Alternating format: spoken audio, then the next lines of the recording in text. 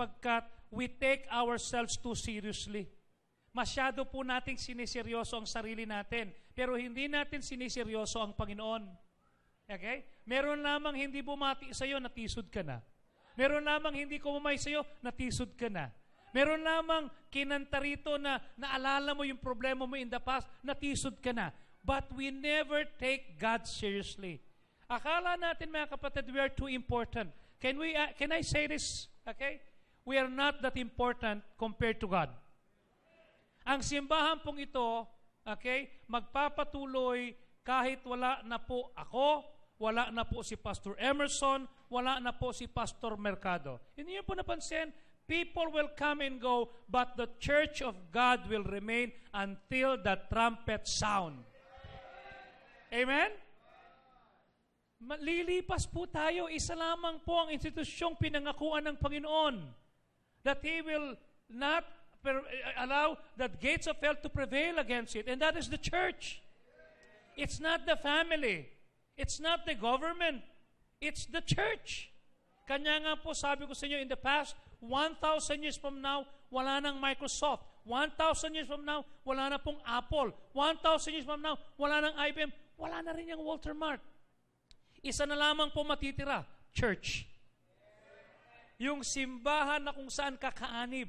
At kung ano po ang ginawa natin sa simbahang ito, doon po tayo huhusgahan at doon tayo susukatin ng ating Panginoon. Kung minsan po, siniseryoso natin ang ating sarili and we don't take God so seriously. So ngayon po ititignan natin, okay, the importance of making commitment, why we are afraid of making commitment, and how can we overcome our commitment. Kanya nga po, mga kapatid, itong takot na ito, yung commitments, okay? Ito po ay common fear among so many people. Kanya nga po, mapapansin po nyo na kahit sa workplace, okay? Meron silang mga filosofiya at mga alituntunin na dati po, pag ikaw ay masipag, magaling ka, meron kang security of tenure. Ibig sabihin, hanggat pwede ka magtrabaho ka. Ngayon po, contractual na lang. Every 5 months, lipat ka ng kumpanya. Every 5 months, lipat ka. Bakit po? Because people hate long-term commitment. Okay? Kanya nga po makakarinig kayo ng mga phrases, ng mga statement, huwag mo naman akong bakuran. I want to keep my options open. I want to see my opportunities out there, even in relationships. Okay? Dati ho, ang marriage is, till death do us part ngayon, it's a 90-day option with money back guaranteed.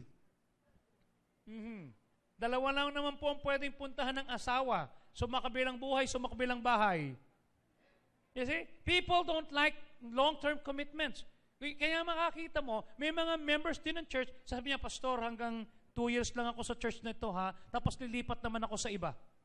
Pastor, malapit na po yung oras ko rito. Can I ask you, nakakailang church ka na ba? You see? Meron pong kasabihan ng mga matatanda, ang bato na ikot ng ikot at gulong ng gulong, hindi nilulumot. Okay? Hindi ho maganda yun. Kinakailangan makita natin sa ating sarili na we will not miss God's best for us kasi we stayed in the will of God. Huwag po tayong tatalon from one relationship to another sapagkat pagkayan po yung nangyari, we will never develop any wonderful depth of relationship dahil natatakot tayo sa commitment. Okay? And because of the fear of commitment, we will miss out God's best for us. We will drift through life. Magpapatianod tayo. Kung ano yung uso, dun tayo pupunta. Alam niyo ba ang ibig sabihin ng uso sa English? Fad. Say fad. Pag sinabing fad, for a day. Sa isang araw lang yan. Yung uso ngayon, hindi na uso yan 5 years from now. You see? Yung uso nung 10 years ago, hindi na huuso ngayon. So titignan po natin, mga kapatid, ang mga alituntunin sa Word of God. The first thing I would like for you to see is this. Number 1, the importance of making commitments. Gaano ba kaimportante ang commitment? Okay?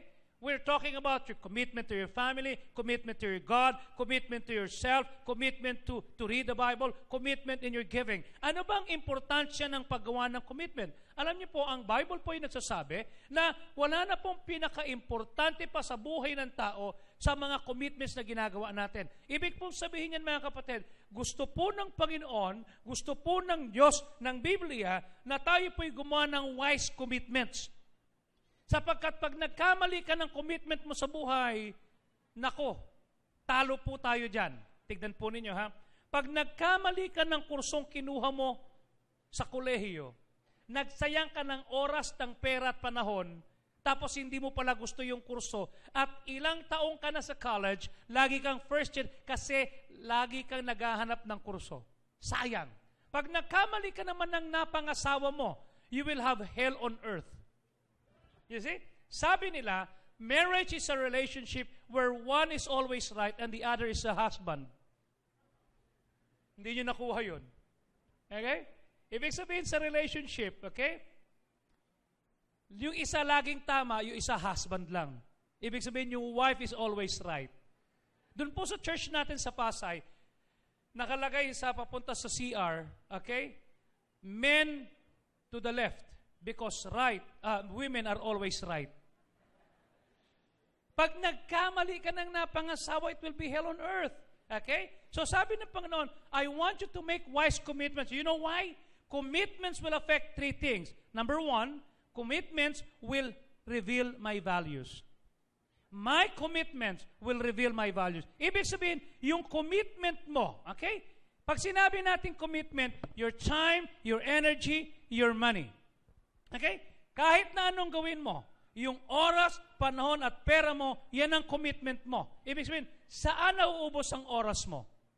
Kung puro ka sa Dota nauubos ang oras mo, then yun ang iyong commitment. Kung puro Facebook ang iyong inuubos sa oras, panahon at ng pera mo, then yun ang commitment mo. Don't tell me that that you love God. Don't tell me that your family is important. If you're not giving God your time, if you're not giving God your money, if you're not giving God your energy, then God is not important to you. Hindi rin importante ang asawa mo sa iyo kung hindi mo siya binibigyan ng oras. When was the last time na nag-usap kayo mag-asawa? When was the last time na nag-date kayong mag-ama? You see? Do you date your children? Do you have time for them? Your commitment will reveal your values. It will reveal what is important to you. Okay? My values, yung mahalaga sa akin. Okay? Pag sinabi kong importante ang family ko sa akin, do I give them time? Do I give them my energy? Do I give them my money? Okay? Kung saan nauubos ang oras mo, then yun po ang importante sa iyo. Kag sinabi mong, Lord, you're number one in my life, and then I don't give Him time, I don't give Him my energy, I don't give Him my money, then God is not important to me.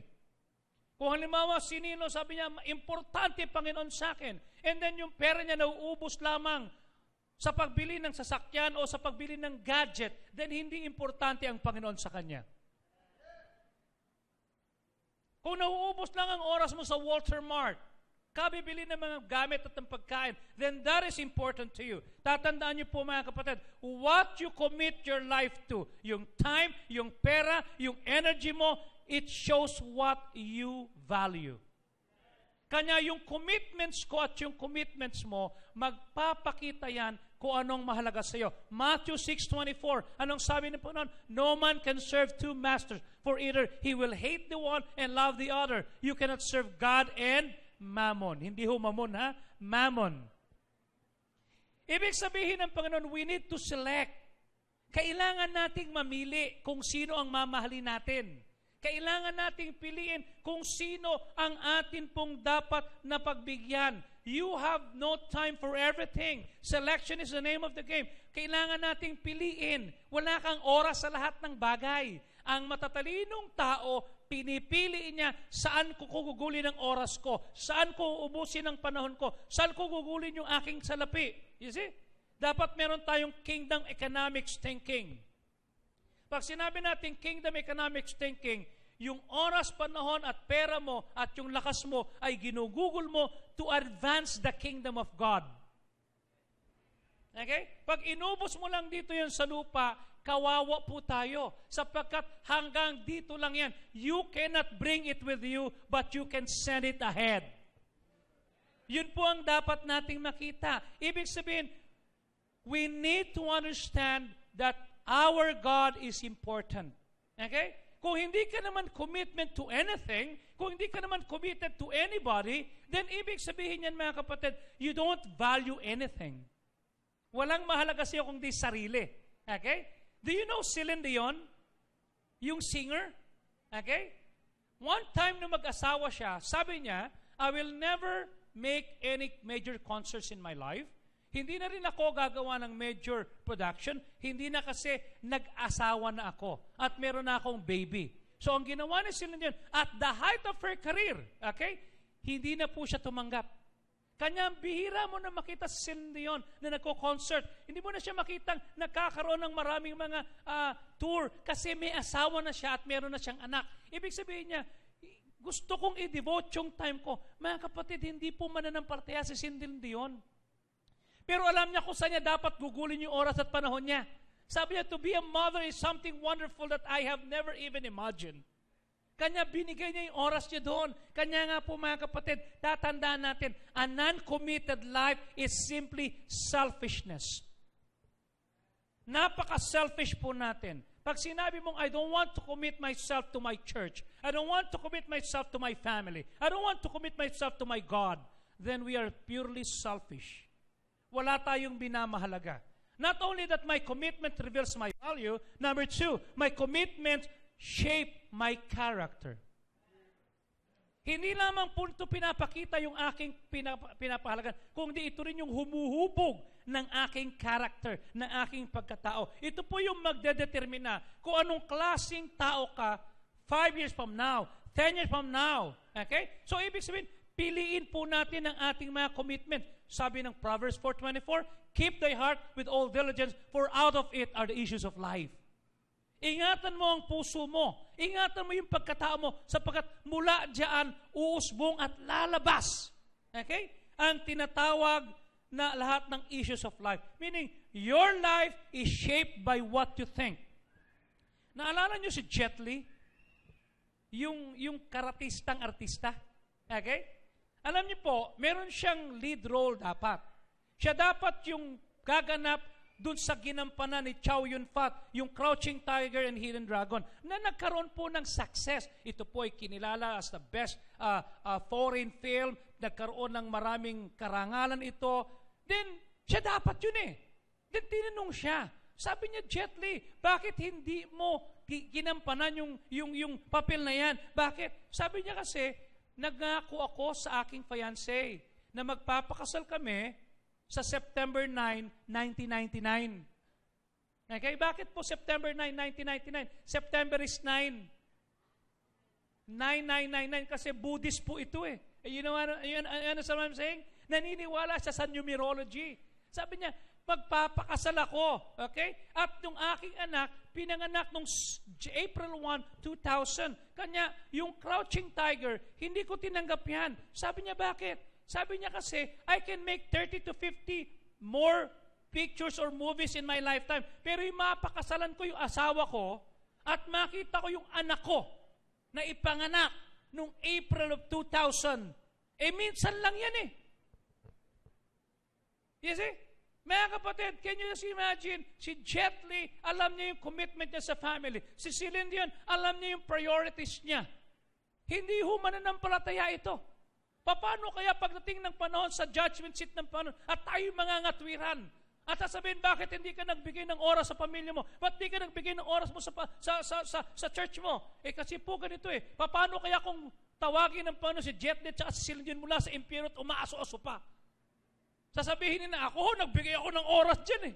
Ikaw, hindi ka nagbigay. Abay, mapapahiya po tayo. Are you with me?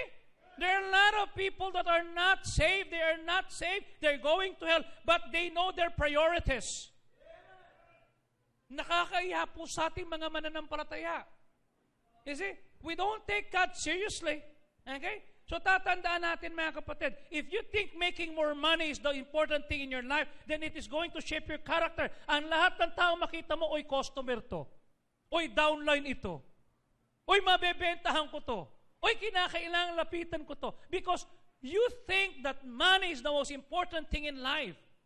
Kung ang tingin mo naman, being popular is the most important thing in life, then bibili ka ng designer's clothes, magpapaganda ka, magpaparetoke ka ng mukha. I remember one time, merong isang babae na na-aksidente. You see? At pagkatapos nagpagamot siya, sabi niya, total na aksidente na rin lang naman ako, magpaparetoke na ako. Nagparetoke siya ng mukha, nagparetoke siya ng lahat. Okay? Then all of a sudden, gumanda siya. Nung araw na lalabas na siya, pero nung before that, nag-pray siya, sabi niya, Lord, sana po bigyan mo ko ng finances na mapaganda ko sarili ko. At sinagot naman ng Panginoon. Then all of a sudden, paglabas niya ng hospital, at pagkatapos pagtawid niya para pumunta doon sa kanyang kotse, nasagasaan siya, namatay siya. Sabi niya sa Panginoon, Panginoon, no ka ba naman? Ba't naman sinugot mo yung panalangin ko, tapos pinasagasaan mo ko? Di ba ako yung nag-pray sa'yo na pagandahin mo ko? Ikaw ba yun? Hindi na kita nakilala Do you understand that even God will not recognize you kasi puro retoke ka? Alam niyo ba, sabi ng Panginoon, pag dumating si Jesus Christ, lahat ng mga hindi, I'll tell you, wala tayong madadala. Kung di sarili lang natin yung katawan mo. So kung meron sa katawan mo na hindi natural, kung ang ilong mo hindi natural, maiiwan yan. Maiiwan yan. Do you understand? Kung meron kang silicone sa ilang bahagi ng katawan mo, maiiwan yan.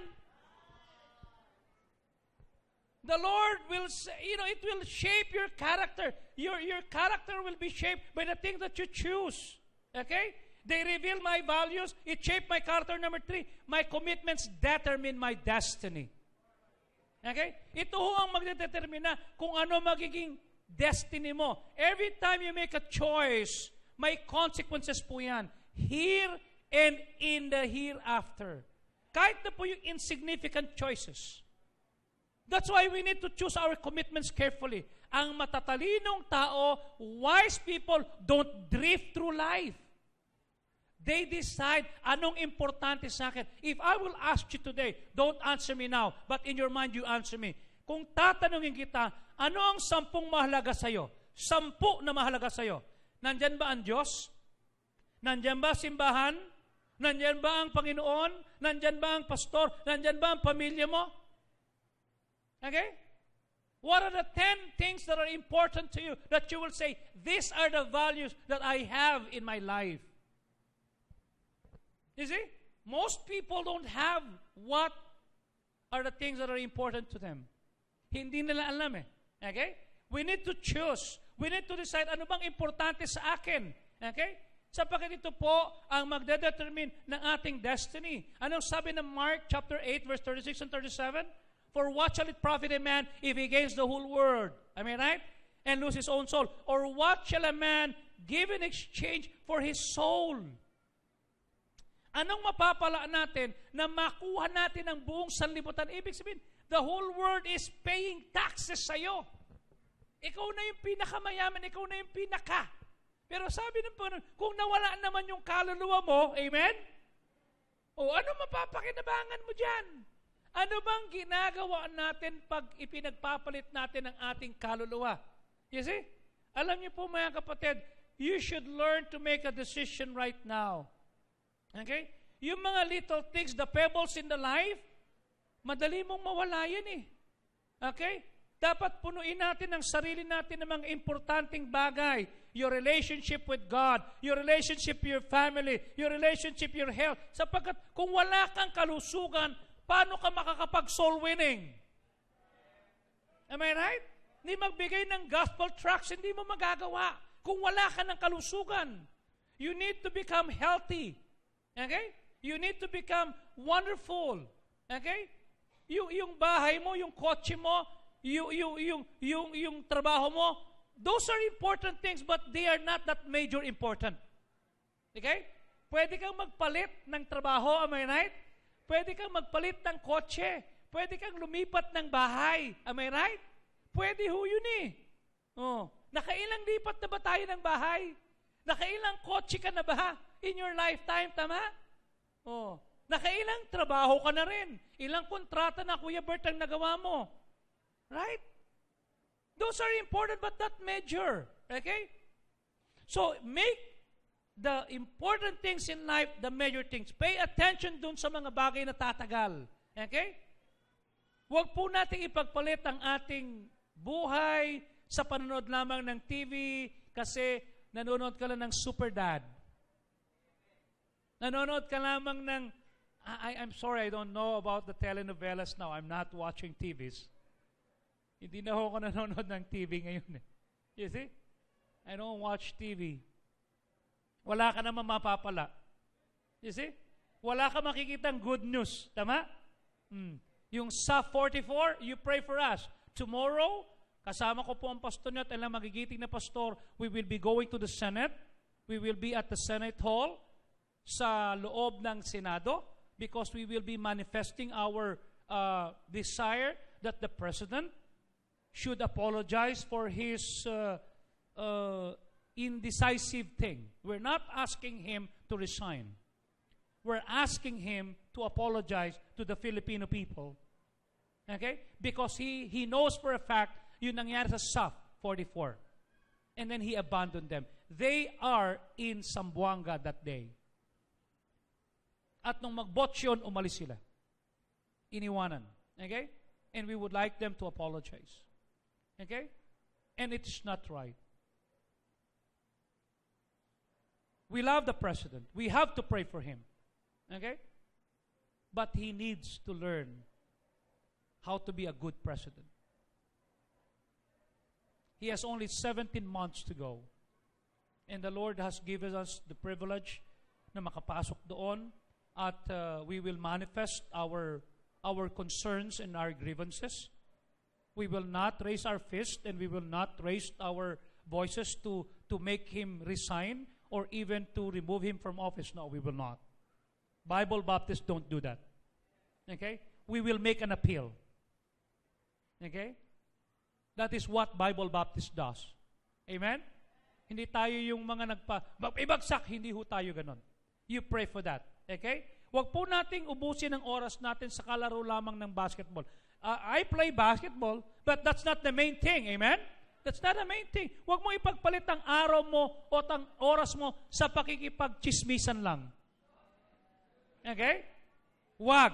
Huwag mo ipagpalit ang oras mo sa vices o sa mga bagay na makakasira. You exchange your life. You're exchanging your life every day. Pinagpapalit natin yan. Ang tanong ko, are you getting a good deal out of their exchange? Nakikinabang ka ba? Gumanda na ba yung buhay mo? Umunlad ba yung iyong spirituality? Naging mas malapit ka ba sa Panginoon because you're spending time on TV? You see? How is your prayer life today? Did somebody notice that you are glowing? You know, yesterday we were in my visitation with my wife, and the family that I visited, sabi niya, Pastor, ano nangyari sa inyo? Bakit? Glowing ho kayo eh. Ko, hindi. Hindi nga ho, iba yung itsura nyo. Katatapos ko lang mag-pray. Naalala niyo when Moses spent time with the Lord? 40 days and 40 nights, am I right? Nung pagbabaan niya, hindi matignan ng tao eh. Because there is something in him that people recognize that, iba to. That man is close to the Lord. Di ba dapat pag nakita tayo ng mga tao, masabi lang, that man is spending time with God. He knows his Bible. Okay? Nakita natin the importance of making commitment. It reveals my value. It changes my character. It determines my destiny. Now, tignan natin yun, the second point. Why am I afraid of making commitments? Bakit ako natatakot magkaroon ng commitment? Bakit ako natatakot magbigay ng commitment sa aking first month, sa church, dito, sa mission, at sa aking pamilya? Why am I afraid? Number one, past hurts. Nasaktan ka dati. Okay? Nasaktan ka. Okay? Nadala ka. Napasok ka. Okay? Sabi ng Philippians 3:12 and 13, not as though I have already attained, either were already perfect, but I follow after if that I may apprehend for that which also I am apprehended of Christ Jesus. Brethren, I count not myself to have apprehended, but this one thing I do, forgetting those things which are behind, and reaching forth unto those things which are before. Okay? Kung minsan natatakot tayong gumawa ng commitment kasi nasaktan tayo in the past. Perhaps may nanligaw sa iyo nung dalaga ka, tapos yung nanligaw sa iyo, may nililigawan din palang iba, pinangakuan ka, pinaasa ka, and then sa iba nagpakasal, anong sinabi mo? Lahat ng lalaki, pare-pareho. Isang lalaki lang naman ang nanloko sa iyo, nilahat mo na. Naging man-hater ka na, hindi lahat ng tao ganon. Amen? Oh, perhaps, you have a bad experience at church, di ba? Perhaps naka-attend ka sa isang church na hindi na-recognize yung offerings mo, hindi na-recognize yung mga kaluluwang nadala mo, hindi ka kinilala. Perhaps the pastor has done something that have hurt you. Anong sabi mo? Hindi na ako magkukumit sa church. Ayoko na mag-church. Basta ako palipat-lipat na lang ako. Kung saan ako dalhin ng Panginoon, doon ako pupunta. You know why? Kasi nagkaroon ka ng bad experience in the past. Perhaps nagbigay ka ng offerings mo, naging faithful ka sa tithes mo, naging faithful ka sa missions offering mo, tinapos mo yung first fruits mo, and then all of a sudden, may pinagpipray ka na hindi binigay ng Panginoon, nasaktan ka. Anong sabi mo? Sabi ni Pastor, siksik, liglig at umaapaw ang ibibigay, tapos hindi naman binigay. Now, tatandaan natin, in the realm of spirituality, it is God that will determine kung kailan tutubo yan. Are you with me? Kung kailan ibibigay, you cannot tell God, bigyan mo ako ng blessing. Am I right? No, you cannot. Ang Panginoon ang pipili kung sino, kung kailan. Exactly a year ago, katatapos lang ng missions conference sa Pasay, merong isang pastor, kilala ni Pastor to, kilala nyo rin, si Pastor Joey Trinidad. Do you know him? Okay. He went to my church and announced with his wife, Ernie. Sabi ko, hi, napadalaw po kayo. Wala lang, kasi gusto ko lang makita yung church mo. Okay. So, umattend siya ng service ng gabi, at pagkatapos po, sabi ko, can I invite you sa lounge? Sige po. Pumunta kami sa lounge, andun kami. Sabi ko, I'll call my wife so that, Ma'am Ernie will have somebody to talk to. Ay, sandali lang, Pastor. I have to give you something. Okay? Right there and there, may dinukot siya sa palsa niya. Binigay itong watch na ito. Okay? Itong watch. Sabi ko, why are you giving that to me? Sabi niya, wala lang, natutuwa ako sa iyo. Hindi kami BFF. Hindi kami friends sa Facebook. I just newly met him. Do you understand what I'm saying? I'm gonna give you a watch. Di tinignan ng anak ko. Ano yung watch na yan, Dad? Tinignan niya. Sinurf niya sa Google. Sabi niya, Dad, that watch is $3,000. Sabi ko sa kanya, why did you give this to me? Wala lang, I don't know. The Lord impressed upon my heart to give that to you. And not only that, binigyan niya pa ako ng 18K na fountain pen. Sabi ko, why? We're not that close. I don't know. Anyway, sabi ko, thank you. Then sabi niya, di ba pupunta ka sa Baguio next week? Opo. Pwedeng sumabay kasi wala akong sasakyan. Sige po. Di sinabay ko siya. Si Ate Ellen, sa isang sasakyan sila, si Pastor Joey and his wife doon sa kotse ko. Pumunta kami ng Baguio. Kay Pastor Froy Medina, I know you know him, di ba? Nag-preach ako. Wednesday night, ando si Pastor Joey Trinidad, and then Thursday night. While I was preaching on Thursday night, Pastor Froy was texting somebody. Sabi ko, ano ba naman to? Nag-preach ako, nakikipag-text. Hindi ko na pinansin. Church naman niya yun. Then after ng preaching ko, invitation na, lumapit si Pastor Froy. Sabi niya, Pastor, alam mo, while nagpipreach ka the Lord rebuked me. Okay. Alam mo, may binibenta akong kotse. 500,000 yung Altis, yung Grandis. Then, alam mo, si Pastor Joey, pastor ko to okay. Siya yung nagdala sa akin sa Panginoon. Siya yung nag-alaga sa akin. Siya yung ginamit para makapag-aral ako sa Hal sa Anderson. Okay, I don't know that. Wala pa ako nabibigay sa kanyang regalo. Then, instead na ipagbili ko yung kotse ko, Bibigay ko na lang sa kanya. Wow! Amen! Okay lang may bigay. Bukas. Ba't bukas pa? Di ngayon na. Bakit? Kung mamatay ka ngayon, kasi kanya tinetext ko si Nicole. Kanya nakikipag-text ka. Yung asawa niya Amerikana, pero marunong ng Tagalog. Sabi ko sa kanya, Nicole, alam mo ba yung gagawin ng asawa mo? Oo, ikaw naman ang binigyan ni Pastor Joey ng relos. Ba't kami magbibigay ng kotse? Sabi ko, Nicole, you got it wrong. Hindi ka nagbibigay para tumanggap. Nagbibigay ka para maging blessing ka. This is how it goes. Binigay. Plus an iPhone 5S, binigay. Okay? So, umuwi ngayon si Pastor Joey Trinidad. Okay?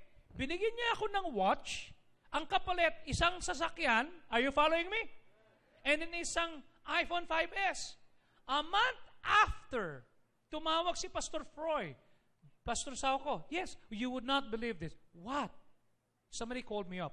What happened? What did he say? Sabi niya, Froy, do you have a problem? Sabi niya, I don't have a problem, but I'm praying. I just raised money. Pastor Sauko just came to the church and he raised 2 million and we were about to buy the property. I cannot sleep. Then, sabi niya, the Lord impressed upon my heart the same statement na sinabi sa akin ni Joey, and God is telling me to give you 1.5 million. Is it okay with you? Sabi ni Froy, it's very okay with me. Can you understand that exactly a year ago, Sunday, second Sunday of the month of February, somebody gave me a watch.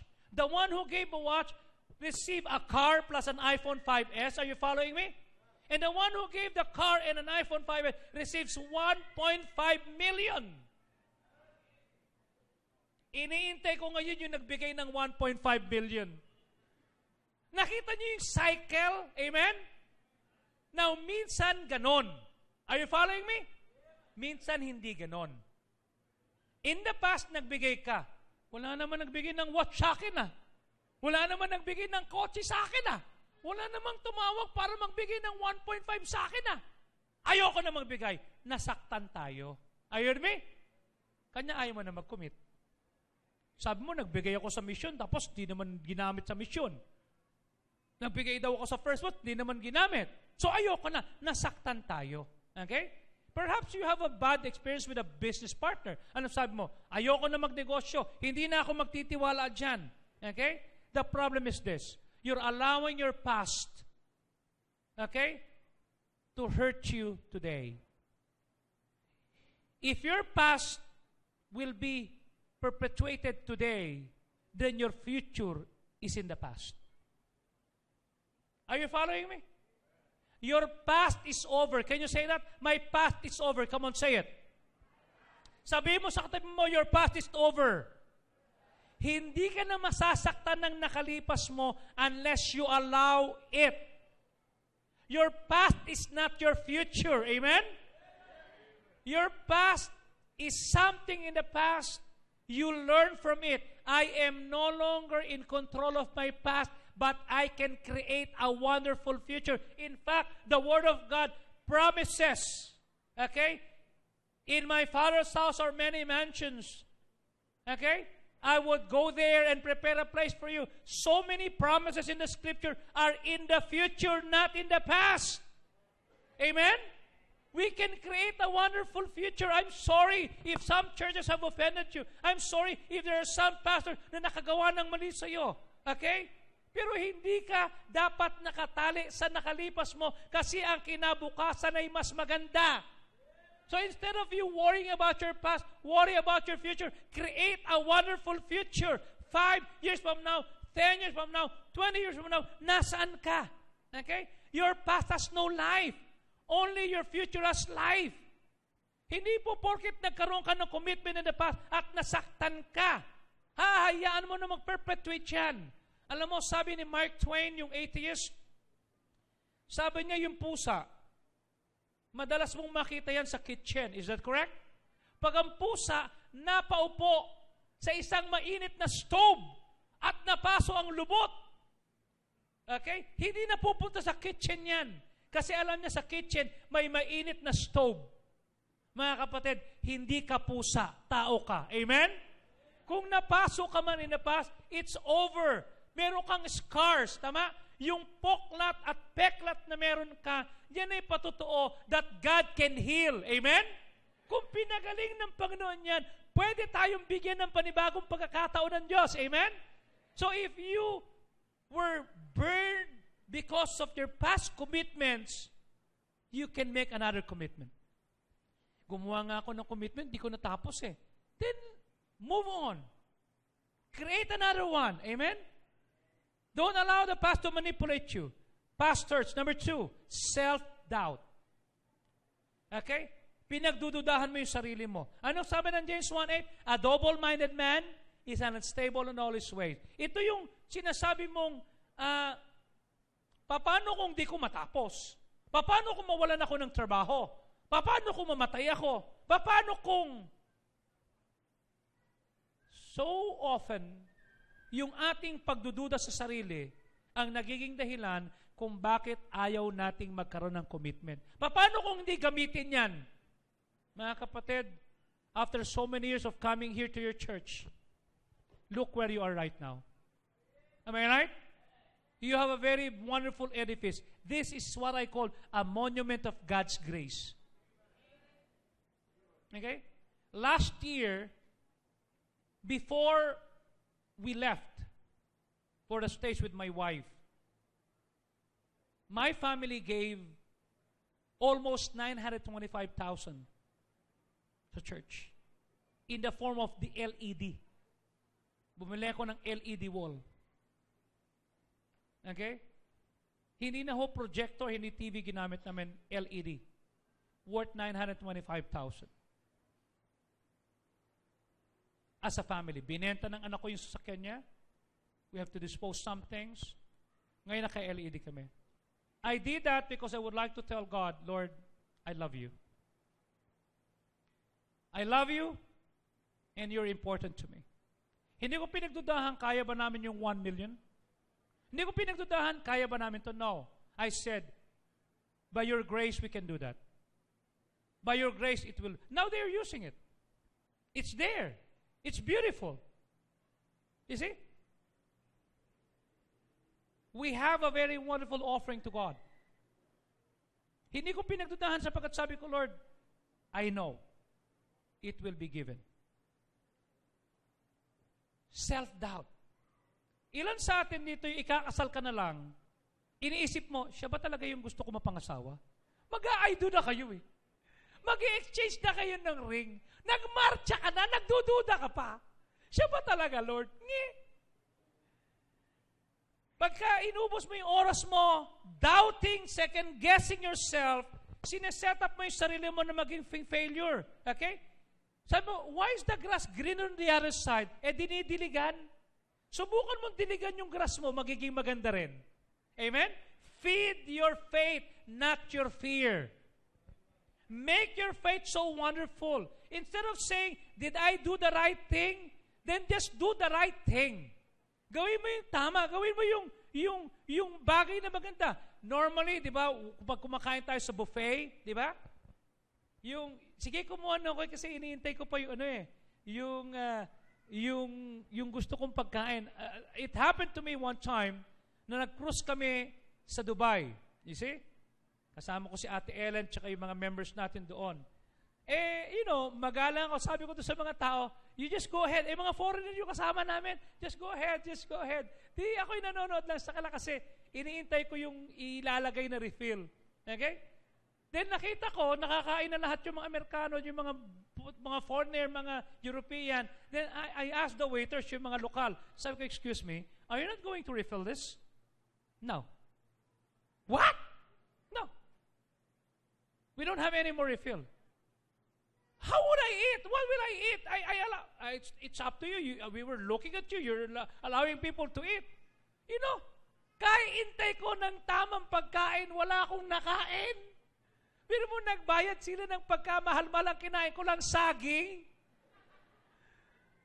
Kanya ngayon pag buffet, hindi na ako papauna. Sige, mauna na, susunod na ako dito. Kukuha na ako. Bakit?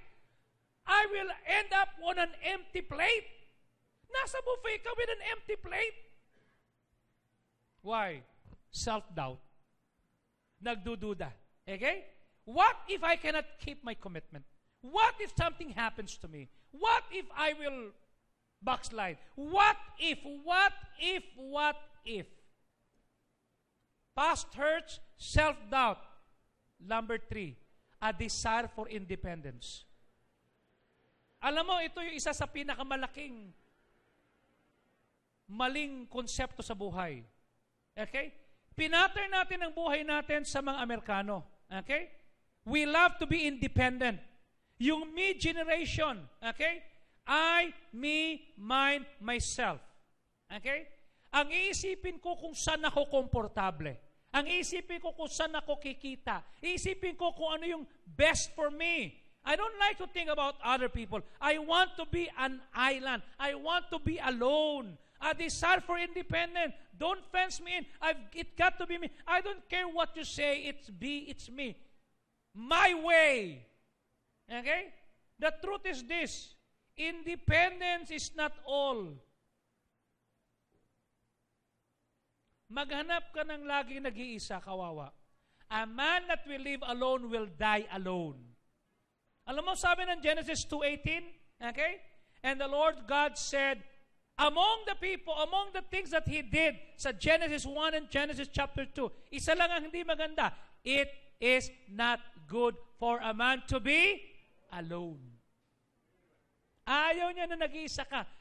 We need to be interdependent. Kasi kung independent ka talaga, yung damit mo, gawa ng ibang tao yan. Yung bahay mo, gawa ng ibang tao yan. Am I right? O di gumawa ka ng sarili mong damit. Gumawa ka ng sarili mong sapatos. Gumawa ka ng sarili mong sasakyan. We are interdependent. Amen? Yung independent, hindi po pwede po yun, mga kapatid. We should not be dependent. We should not be independent. But we should be interdependent. Okay? Ang independent attitude, okay? Ang pinakaugat niyan is selfishness. It's only thinking about myself, my hurts, my pain, my Sharona. Mahirap yun. Past hurts, self-doubt, desire for independence. Number 4, perfectionism. Perfectionism. Kanya ayaw natin magkaroon ng commitment. Anong ibig sabihin ng perfectionism? Titignan ko muna kung si Ma'am Les magbibigay, tsaka ako magbibigay. Titignan ko muna kung si Brother Halasco magkukumit, tsaka ako magbibigay. Iintay ko muna silang lahat magbigay, tsaka ako magbibigay. Pag natapos si Dennis, pag si Sir Jun inayos to, pagka si Net tinapos yan, tsaka ako magbibigay. No. Ecclesiastes 11:4, anong sabi ng Panginoon? He that observeth the wind shall not sow, and he that regardeth the clouds shall not reap. Ibig sabihin, if you will wait for the perfect condition, you will not get anything done. It will not work that way. Yung mag-iintay ka ng tamang panahon, I heard a lot of people saying, I'm waiting to make that commitment. When are you going to pull the trigger? When are you going to make that commitment? One of these days. Can I tell you this? One of these days is none of these days. Hindi po mangyayari yan. Okay? It's not going to happen. Ang favorite place natin, when things settle down. Do you think things will settle down? Okay? Sa ginagawa ng ISIS, alam niyo ba yung ISIS? Islamic State of Iran and Syria. Okay? Yung binibehead nila. Do you think things will settle down with what MILF and BIFF is doing? Alam mo, siguro ang dapat na panlaban sa BIFF tsaka MILF yung BBF. Yung mga pastor, doon natin padala. Sila lumaban doon, diba? Not M16 but John 3:16. Yun na lang solusyon eh. Hindi naman nababago ng digmaan. Dali natin ng John 3:16. I have the privilege at one time to win a sultan. Okay? I went to Marawi. Have you been in Marawi? Don't dare to go there. I went there with Pastor Butch. Sabi ng mga tao, Pastor, is it true that you're going to Marawi? Yeah. Are you saved? Yes, I am. Be sure you're saved. Nung makita ko, lahat ng tao doon, nakasukbit ang baril. Pag 2 lang ang baril mo, duwag ka. Pag 3, hindi ka matapang. Ganon katupit. Yung pader po nila, hindi hollow blocks, Bert. Buhos. At ang bintana, ganyan lang. Just enough para ilabas yung dulo ng baril. So we went there. Yung pinuntahan ko, Chieftain. Direct descendant ni Sultan Kudarat. Meron siyang 5 degrees sa college. Matalino. Okay? Si Sultan Bab Anton. Then pinuntahan namin, meron siyang 400 armed men. Sabi niya, pakisabi mo doon sa kaibigan mong pastor na kinukwento kanina. Kasi we have been talking Pagtatakbo siyang senador, lahat ng tao rito boboto ng 100 beses para sa kanya. Hindi ko kailangan yon. So hindi ako makapasok paano mag-win ng kaluluwa. Gabi na! Okay, kakain na po tayo. May mga bodyguards kaming Huluhanon tsaka Maranawon. Mga Muslim sila. Kakain na. Pero bago tayo mag-pray, sabi ko mag-ampo ta. Minsan ampo mag-pray. Okay? Sabi ko, bago ako mag-pray, I have to say something. Hindi nag-operation ko na ako. Kinausap ko na sila. Mamaya-mayang konti, yung sultan, nagpe-pray na ng sinner's prayer. Then pagkabi mo sa niya, teka muna, para naisahan mo ako doon, pastor Hindi po. Nag-uusap tayo Then yumuko I did not force you. Yeah. A month after, pumunta siya ng Iligan. Sabi niya kay Pastor Paul, pakisabi mo kay Pastor Sako naluwas ng kalag ko Ibig sabihin, save ako. Right now, the Maranaos are getting saved at nagsusuko ng buhay to become a pastor. May church doon sa lugar ng Marawi. Sa Maladek. You know what I'm saying? Okay? It's scary, but it's doable. It's wonderful. Sabi ko nga, Lord, salamat Sabi ni Pastor Butch, nakakatakot Ano nakakatakot? Wala na tayo, nasa langit na tayo nun Bakit? Papatay na lang tayo. When things settle down, things will not settle down. Are you with me? Things will not settle down. Pumunta tayo rito, nakatira tayo sa Pilipinas na napakaraming problema. We're not a total country. Okay? We're running a race. Things are going fast here. Things will not settle down. So wag ka na mag-isip, iintayin ko yung oras na to. No! Now is the accepted time. Now is the day of salvation. We need to commit now. Wag mo na ipagpabukas. Okay? I'm going to keep my options open. I'm not committing to my church. I'm not going to commit my offering. I'm not committing to anything. Mali po.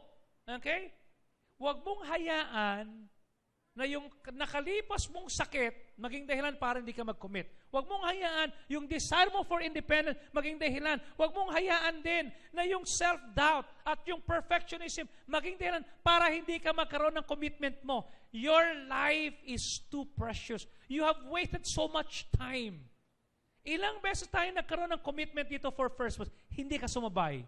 Lugi ka. Yung iba, nakikinabang na. Yung iba, binibless na. Amen?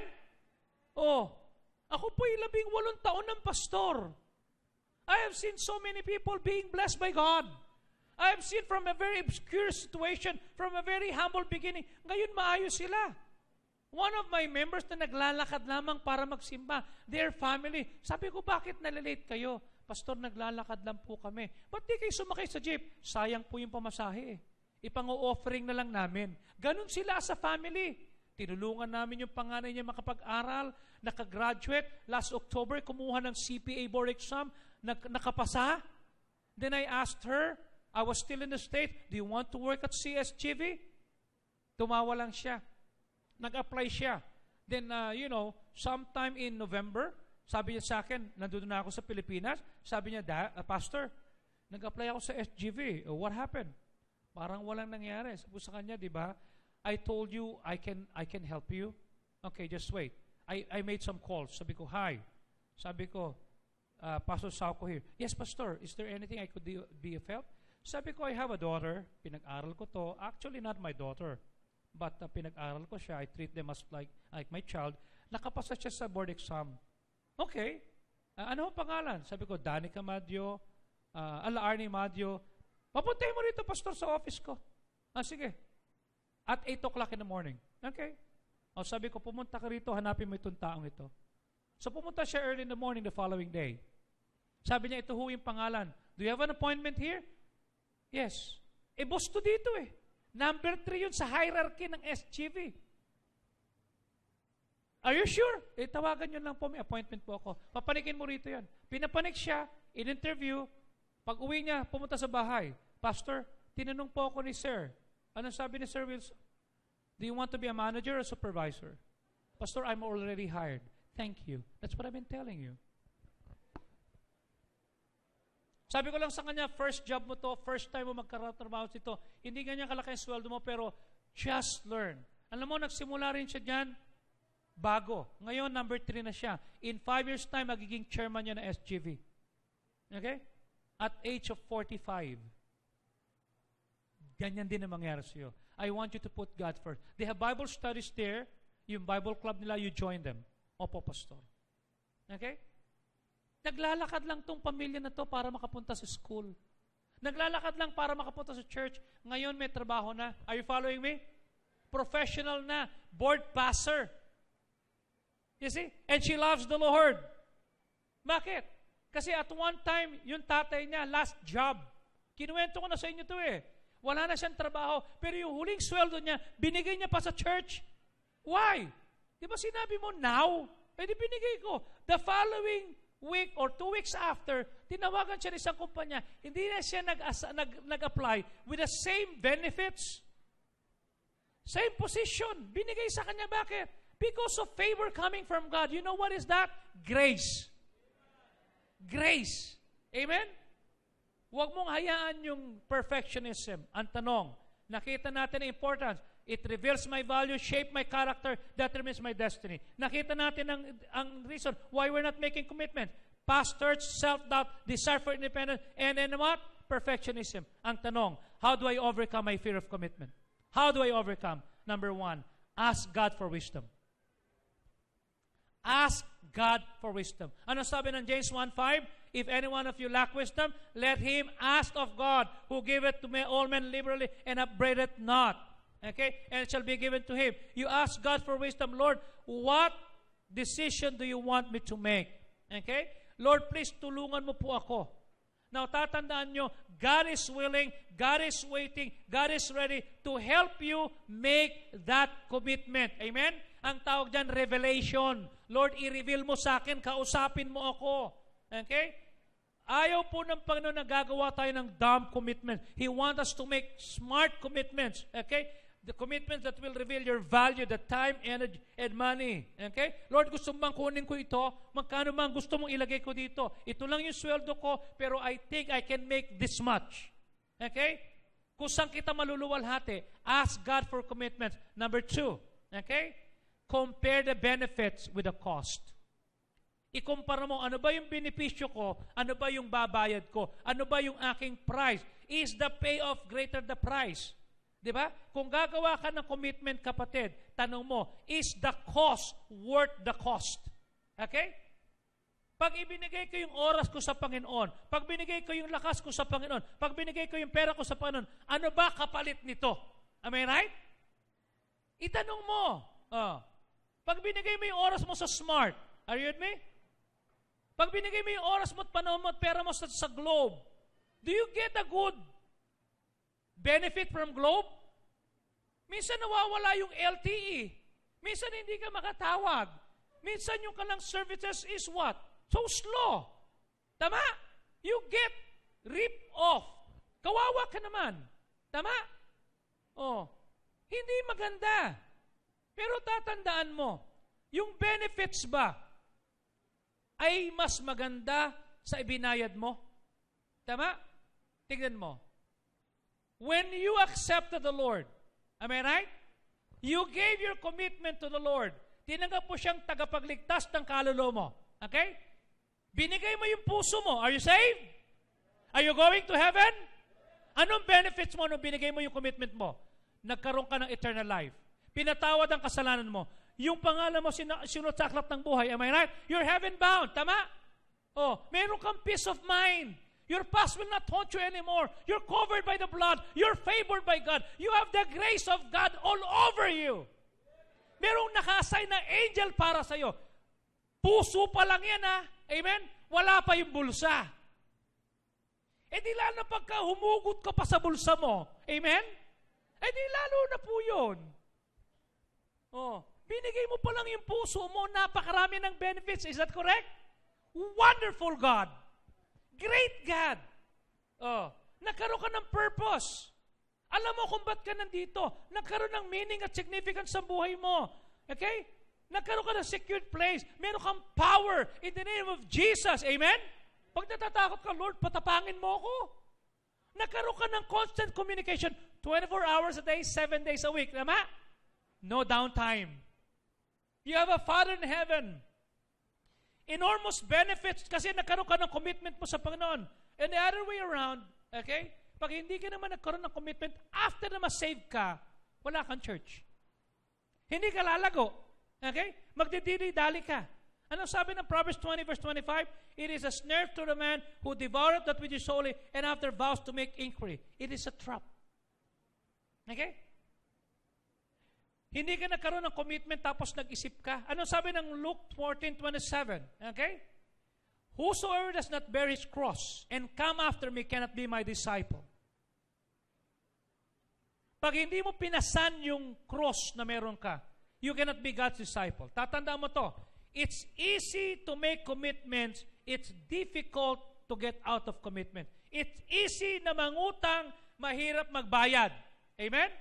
Para di pumasok sa relationship, mahirap lumabas sa relationship. Kanya you need to make a decision. Ask God and then compare. Lord, pag ibinigay ko yung tithes ko sa iyo, 10% to, anong kapalit? Pag binigay ko yung first fruits ko sa iyo, 1 month salary to, the minimum, ano po ang kapalit? Am I right? You compare the cost to the benefits. You compare the cost with the cost. Anong mapapala ko pag ginawa ko to? For the past 30 years of my life as a believer, okay? Today is February 8, tama? February 10, I will be 30 years old saved. Okay? 30 taon na po ako mananampalataya. Si Ma'am Les, matagal na yan. Okay? Mas matanda po sa akin sa Panginoon yan. Okay? Ako po'y 30 taon na. 19 na taon ng pastor. Are you following me? I am reaping the benefits of my commitments in the past. And I'm still sowing seeds today. You know why? God is always worthy of my commitments. Kayo mga young people, start making commitments now. Huwag kang matatakot. Huwag mo sabihin, pag nagkaasawa na ako, wag. Kung ngayon yung single ka, hindi ka makapag-commit eh. Pagka double ka pa. Pag kami asawa, no. Start now. Amen? Start now. Compare the benefits. Ask God. Number 3, trust God to help you keep your commitments. Pagtiwalaan mo ang Panginoon. Hindi ka lamang gagawa, but keep them. Psalm 37:5. Okay? Commit thy ways unto the Lord and trust also in Him and He shall bring it to pass. Who will bring it to pass? God. Amen? Who will help you to make commitment? God. Sino magtatapos? It's God. So pag nagbigay ka ng commitment mo sa Panginoon, naging mananampalataya ka, okay? Then yung mga commitment mo sa buhay mo are simply dependent not on your own will, but on God's power and on God's grace. Okay? Hindi lang sa'yo. Kanya nahihirapan tayo minsan eh. Kasi umaasa tayo sa sarili natin, tama? Kailangan makabenta ako. Kailangan makakuha ko ito. Kailangan madagdagan ako ng promotion. No! Lord, help me make my commitments and help me finish my commitment at tapusin mo to. Alam niyo po, natapos namin yung 925,000 na commitment namin last year. Okay? Galing kami last Sunday sa Negros and one church there is raising some money. We gave a commitment. Nagbigay si Ate Ellen ng commitment. Kagabi, nagbisita si Ate Ellen and then umuwi siya, sabi niya, Dad, yung investment ko doon, tumubo ng ganitong pera. Oh, good. Sabi ko, nako, biniro ko siya. Mabibili ko na to. Ano mabibili? Meron tayong commitment sa Negros. Ibibigay natin itong commitment sa Negros. Hindi nga, mabibili na natin yung commitment natin sa Negros. lumusot pa eh. Binibiro ko lang siya. Oh, Harriet, ito yung ipadadala mo sa tatay mo ha. Doon sa commitment namin sa Negros. Thank you po ate. Sa Monday, bibigyan natin sa iyo. Yung utak ng asawa ko po, pag nagkaroon siya ng pera, hindi Walmart, hindi Rustans, hindi Glorieta. Ang utak niya, ano yung commitment na dapat kong tapusin? Amen? Last week nung nag-commit kami, we don't even know where to get it. Are you following me? But now, God gave it. Kahapon ng umaga, I went very early in the morning, around 6 o'clock, I'm up. And then 6:30, I'm out. Okay? 7 o'clock, I'm in the site. Sabi ko, nandito na ako. Where na you? Yan, Pastor, parating na po kami. One of our members invited me to dedicate their lot. Nakabili sila ng 1,400 square meters na pinatatayo na lang warehouse. Okay? So, pumunta kami. Sabi ko sa kanya, oh, wow. So, nag-preach ako. Ganyan. Then after that, umalis na kami, nakainan lang, umalis ako. Ay, Pastor, I have something for you. You see? May mga regalo, and then may sobre. Sabi ko, may sobre rito, parang higpit buksan. Nung binuksan ko, merong $200. Sabi ko, wow! Sabi ko, meron pa ba mag-iimbita sa atin na magpipray? I don't even expect that. Are you following me? I just go there to be a blessing. I don't even think of anything else. Are you following me? Sabi ko, Lord, salamat po Kahapon lang, marami ng enormous benefits kami natanggap. Ako nung umaga, siya nung gabi. Sabi ko, Lord, salamat po. Okay? Di ba sabi nga ng mga tao at mga Pilipino, when it rains, it pours. Pag umulan, bumabaha. Minsan, mas magandang umulan ng biyaya at bahain ng biyaya. Hindi ho mangyayari yan pag di tayo nag-commit. Tama? Hanggang ngayon, nga. Hindi ho mangyayari yan. Okay? Trust God. Di ba? Trust God. Anong sabi ng Philippians 2:13? For it is God which worketh in you both to will and to do His good pleasure. Ang Diyos ang kumikilos sa iyo sa kaisipan at upang gawin yung magandang bagay. Di ba? Alam niyo mga kapatid, God will give you the will and God will give you the grace to perform that will. Ano sabi ng 2 Timothy 1:12? Okay? For this cause which I suffer this thing, nevertheless I am not ashamed, for I know whom I have believed, and I am persuaded that He is able to keep which I have committed unto Him against that day. Di ba kinakanta natin yan? I know who I believed, and I am persuaded that He is able to what? To keep that which I have committed unto Him against that day. Ibig sabihin, iingatan niya yan. Di ba? Iingatan niya. In the palm of His hand, iingatan niya yung commitment mo. Tatapusin yan. Kanya, pag gumawa ka ng commitment, dapat kasama Panginoon. Amen? Lord, ito yung commitment ko, tatapusin ko itong first ko. Samahan niyo po ako dito. Mga kapatid, sasamahan tayo ng Panginoon. God is able to keep that which I have committed. He will does the keeping. It is His job. It's not up to me. It's not up to you. Kanya nga po mga kapatid, some of us are struggling for commitment so many years. Commitment sa family mo, commitment sa Panginoon, commitment sa church, commitment, dinedelay mo yung commitment mo out of the fear of commitment. Okay? Kuminsan dinidelay mo, hindi mo na ako magpapabaptize. Hindi ko muna gagawin to. Okay? We just came from Dubai with Ate Ellen and with the family. Okay? And I think this year you'll be going there. Okay? Pagdating doon, kumukuha ako ng video. Sabi ng isang member, Pastor, I have something for you. Sabi ko, what's that? Nakita ko, luma yung telepono mo. No, it's okay with me. Hindi ko kasi binilang kita ng telepono. Sabi ko, bakit? Hindi ko ho kaya na ang ganda-ganda ng telepono ko, tapos yung telepono, pangit. Maganda kaya ito? Hindi ko ho kaya nga eh. Binili na kita ng telepono.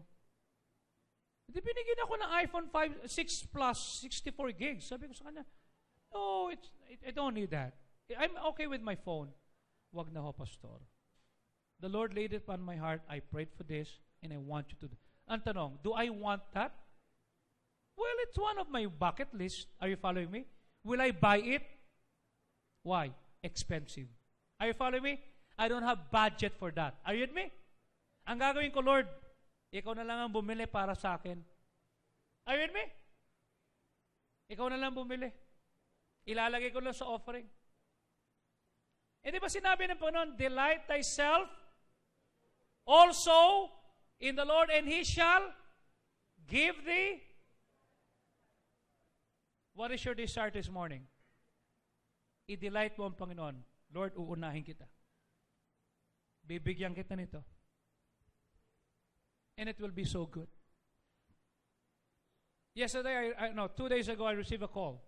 Sabi niya, is it okay with you if I invite you to the States? Go again? And you're gonna stay here for 2 months, stay with me?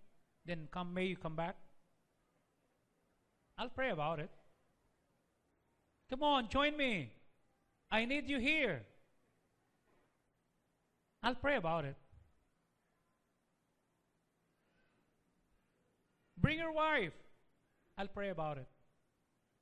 How would you like people forcing you to go to the States? Di ba? Ako sabi ko, matabang, ayoko. Okay? Mapapagod lang ako, puro biyahe na ako.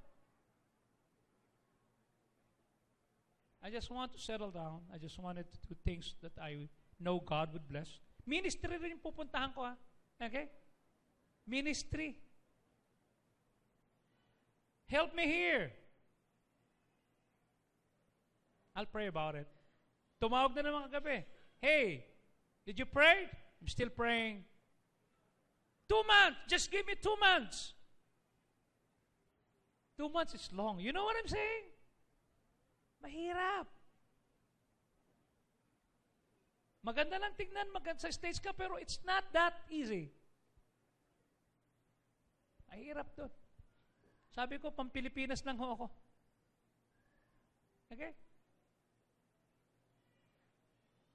What if things that God will give you are so wonderful na mamimili ka lang good, better, best? Amen? Mamimili ka lang eh. Sabi niya, yung isa sabi niya, this coming June, okay? I want you and the whole family to be here. I'll give you an R1 visa. Ibig sabihin, wala nang balikan to. The whole family. Sabi ko, no, I don't like it. You'll be in the States, the whole one. No tax, everything. You have a house here, you have a car here. No.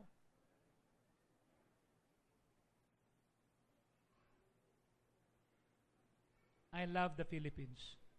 It's more fun in the Philippines. Ministry ho yun, mga kapatid. Are you following me? Help me pray.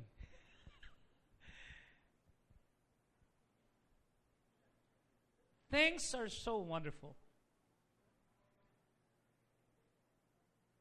Wala kang kasalanang gagawin eh. Are you following me? Parehong ministry, pero I'm looking for God's best. That's why I told my family, starting tomorrow until Saturday, I'll go on fasting to seek God's will. No food, just liquid, just to seek God's will. Kasi maganda lahat eh. Are you following me? Kumbaga, may inalok sa yung trabaho, wala kang tulak kabigin sa bawat ibibigay sa'yo. I'm seeking God's will.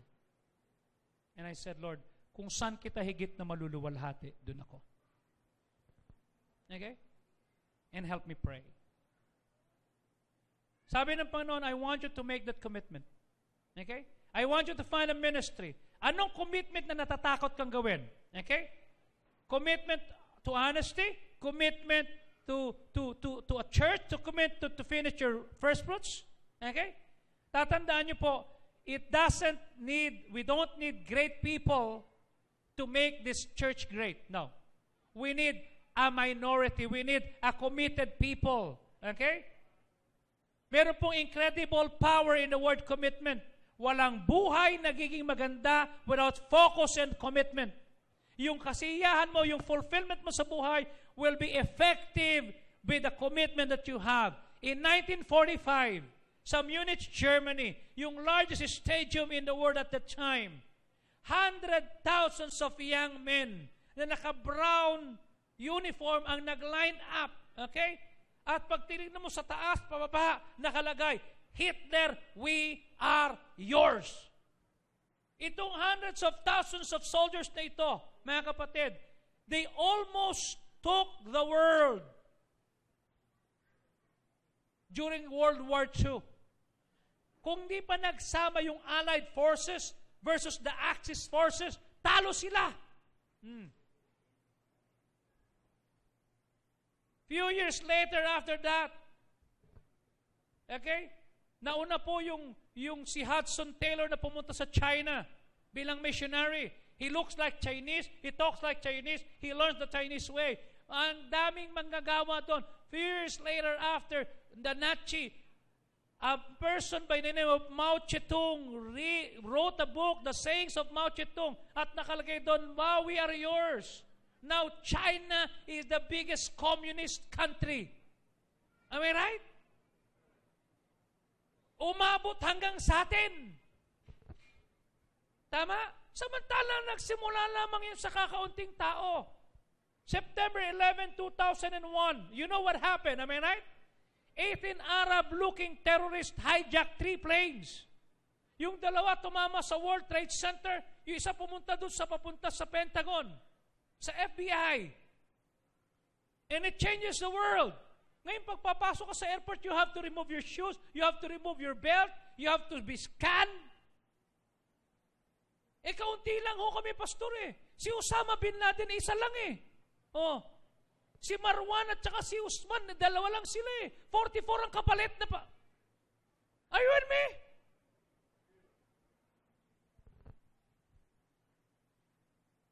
We don't need a majority, we need a committed minority.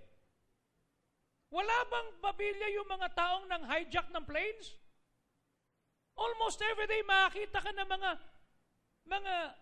mga extremist na babae at bata na may mga bombs. Yung American sniper, that's a true story. Ni Sergeant Kyle. You see? Mga bata kumukuha ng bomba, naglalagay ng bomba, wala ba sila kinabukasan? But because they're so committed to a wrong religion and a wrong concept, they're willing to kill themselves. Mga kapatid, hindi naman kayo hinihinga maglagay ng bomba dito. Hindi naman kayo hinihinga magpakamatay at mag-hijack ng eroplano. Amen? Ang hinihingi sa atin dito, maging faithful tayo sa ating panahon na magbigay ng oras natin sa pananalangin, sa pag-aakay ng kaluluwa, sa pananambahan, at ibalik natin sa Diyos yung para sa Diyos. Ano yan? Yung ating ikapo, yung ating first fruits, yung ating offerings. Amen? Hindi ka mamamatay dito. I have been giving my first fruits for the past 30 years and I'm still alive. Amen? Do I look miserable?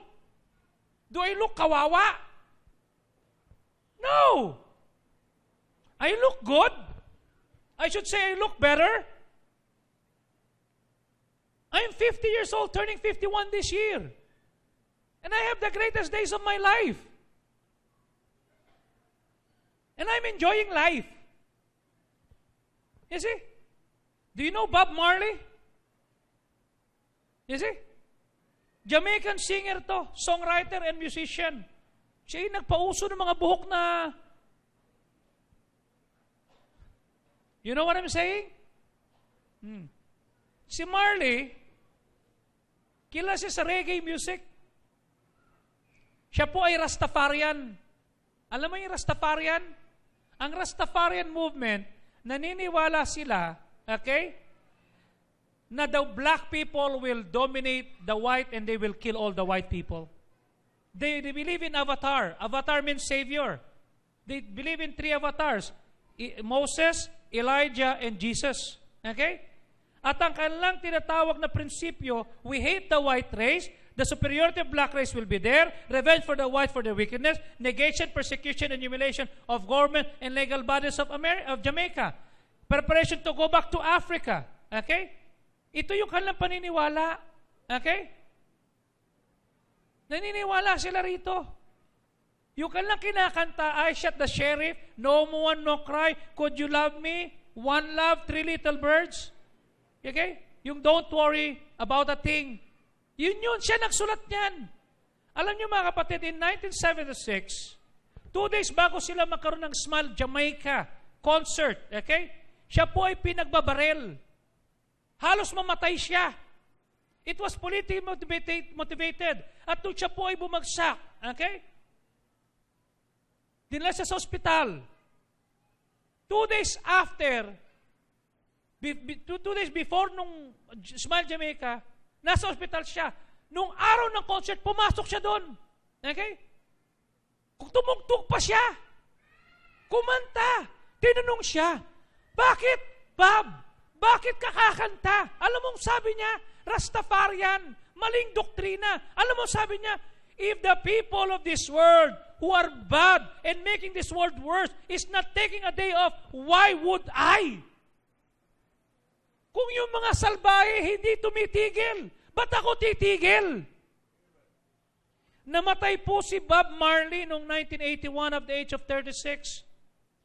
Pero yung kanyang kanta, buhay pa rin eh. Are you with me? Why? Because of the commitment that he has to the Rastafarian movement.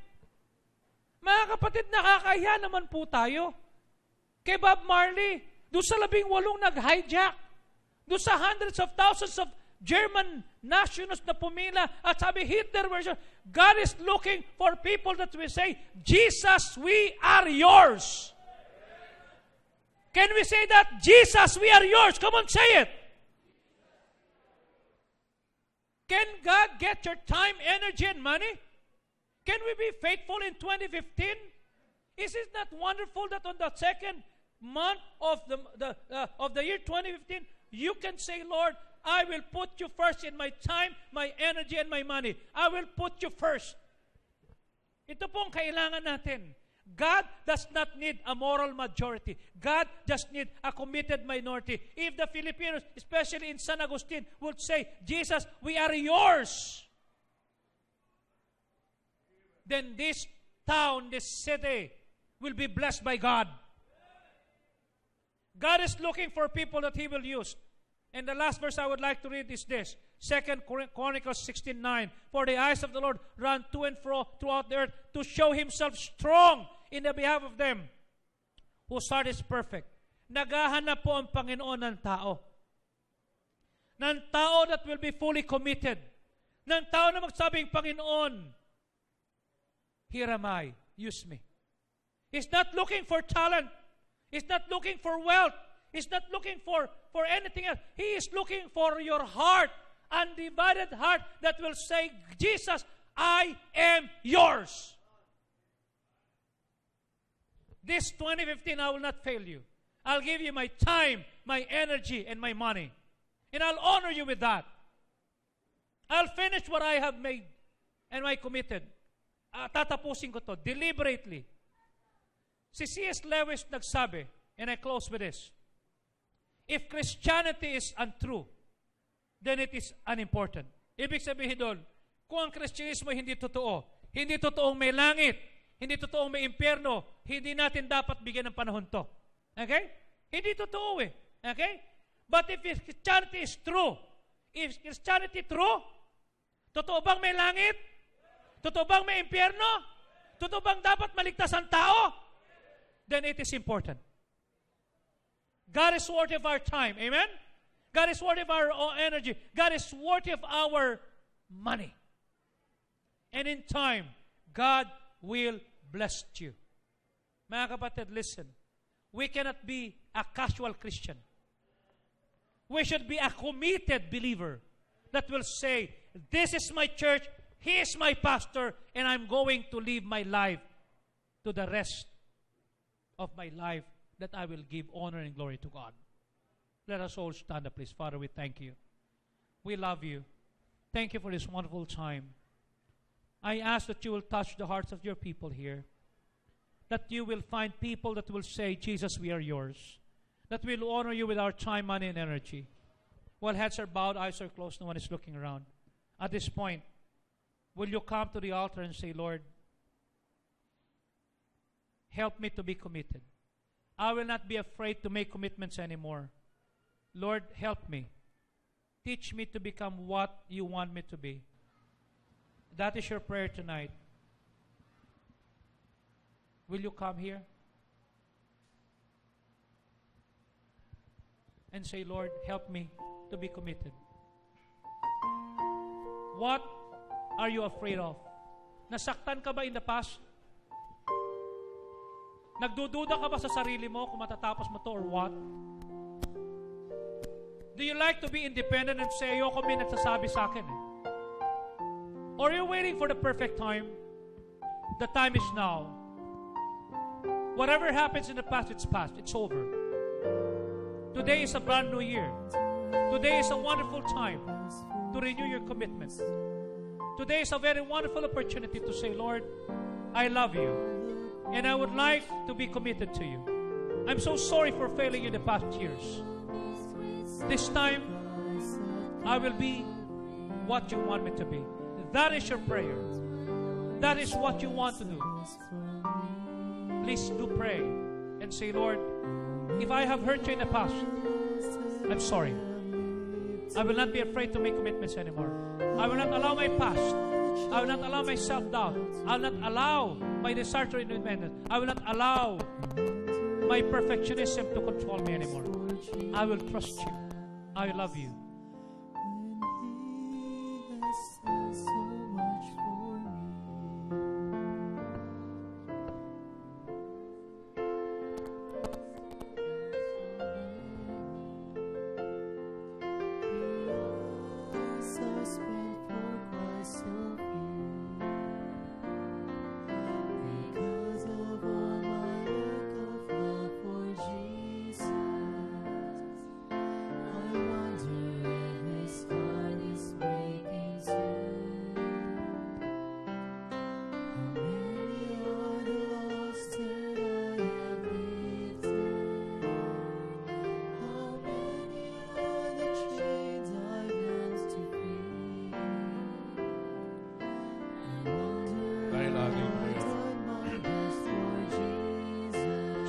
Stand up, please.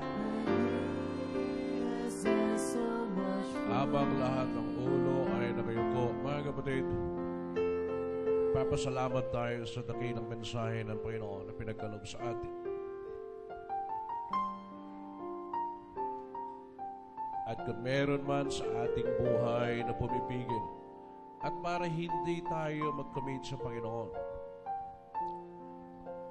ay iniwala ko na yung mga bawat salitang ating napakinggan ay magbibigay lakas loob sa iyo, magbibigay tapang lalo sa iyo upang ang iyong sarili, ang iyong buhay, and whatever commitment we have to the Lord, ito'y magagawa natin para sa Kanya.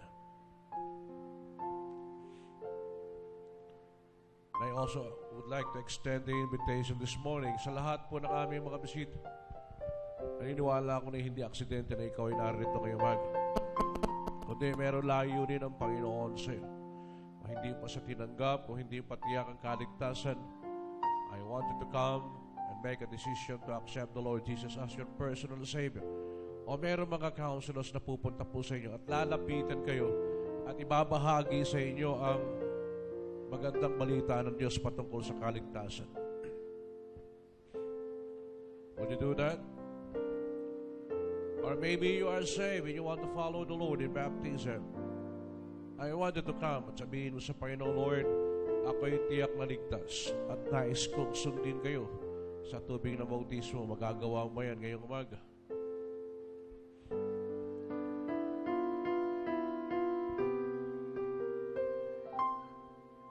Let us sing the invitation song. Everybody sing. I wonder have I given up for others, or have I let them die alone? I might have held a water to the Savior, the Savior.